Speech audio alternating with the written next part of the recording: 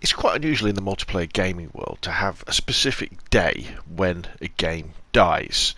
Normally what happens in the multiplayer gaming world is over time games become less popular, and in multiplayer games what that means is you end up with longer lobby waiting times, you end up with players being further apart, so they have a laggy, less fun experience, and this goes on and on and on, and it can last quite a while till eventually, the companies tend to turn the servers off because they're not making any money out of the game anymore. However, with PUBG, we've now got a definite date when the game died, and that date is today, as I'm recording the video, the 1st of April 2020, because this is the day that the devs decided to introduce an April Fool's joke that isn't really a joke because they've actually done it and put it in the game, and they've called it Fantasy Battle Royale. So they've replaced machine guns with pretend swords, and replaced submachine guns with dustbin lid shields, and sniper rifles have been changed to a flare gun. And I'll read in a minute, I'll read their kind of blog post that goes along with this, but it's a really sad moment. Now I know this is just a video game, and who really cares? We've got new games, haven't we? We've got Warzone from Call of Duty that's free to play, that's absolutely amazing. There's lots of other multiplayer games out there, Rainbow Six Siege, which is really cool, Daisy, loads of different things depending on what you want for your game. But PUBG has always been incredibly special to me. It's been probably my favourite game of all time, and I still will say it is probably the greatest multiplayer game ever created. But the developer has constantly, ever since Brendan Green left, made all these incredibly bad decisions that have made the game even worse. Made the game worse, then made it worse. Haven't really made any good decisions at all throughout, well, for as long as I can remember. But the best good thing that they introduced was the motor gliders, the microlights, and I'll be honest, that was really brilliant, and it added lots of fun to the game.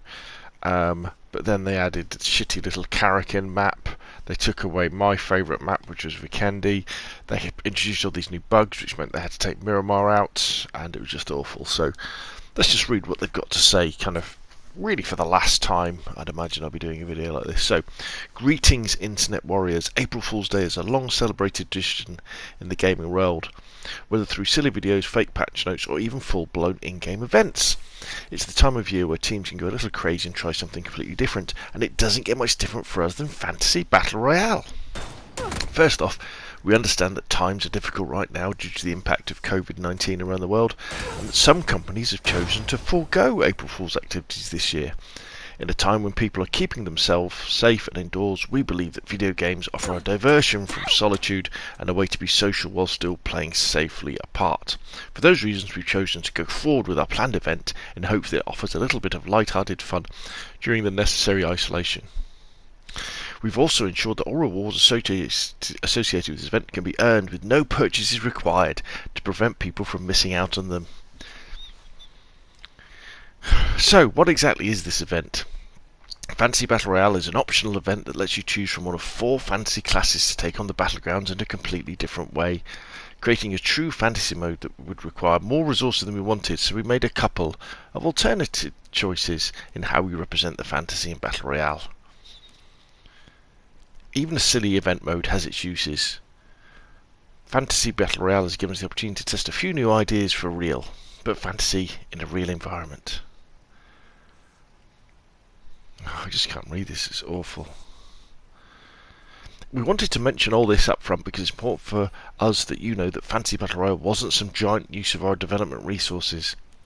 It is mostly some creative new art on top of a few bits of code to change how things already exist in PUBG work. We know that how we spend our time we know that what we spend our time on is important to you, especially when some persistent issues remain. Well, they do.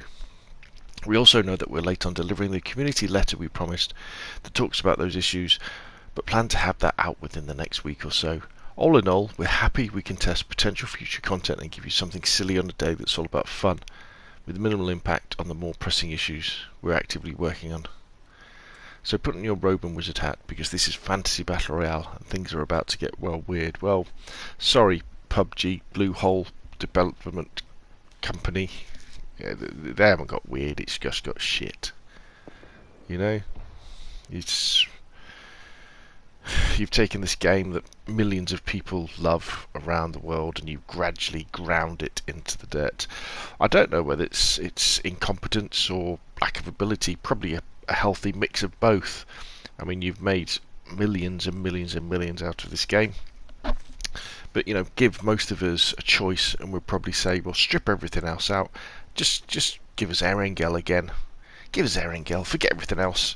You know, forget all trying to get the other maps to work. Just give us Erangel. Give us old PUBG. Give us Brendan Green's PlayerUnknown's PUBG, and just get that to work smooth on PC, Xbox, and PlayStation, and we'd be really, really happy. The hundreds of hours of joy I can remember, you know, driving across Erangel with friends, bashing into rocks, exploding for no good reason. And here we have a pink UAZ with some fools in fancy dress. Really just... The developers are just laughing at us, I think, at this point. You know, they're just sitting on this pile of money, just paying. They're probably earning more money of interest from the interest on the money they've earned from PUBG than actually new people playing the game. So they probably just don't care at this moment. They're paying their people the minimum amount of money, and instead of dealing with the horrendous bugs that are still present in the game, you know, they decide to spend some resources on this. And although it might be true what they're saying, that they haven't used many, PR wise it's just an absolute disaster. So there we go. I mean, I'm not ruling PUBG completely out of my gaming life. I can never do that.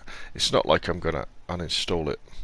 I'm just praying that they bring in a new head of development or a new development team. Maybe we're going to have to wait for the new consoles when they come out, but people who come in who are passionate about PUBG, the semi-realistic battle royale shooter with amazing gunplay mechanics, semi-realistic world that we all fell in love with, you know, all those years ago.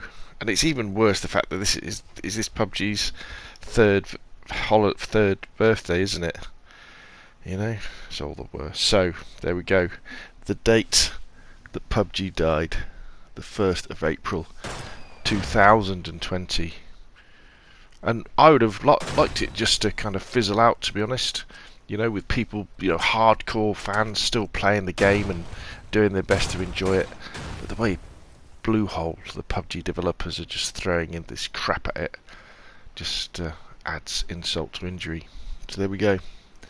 1st of April 2020, the day PUBG died.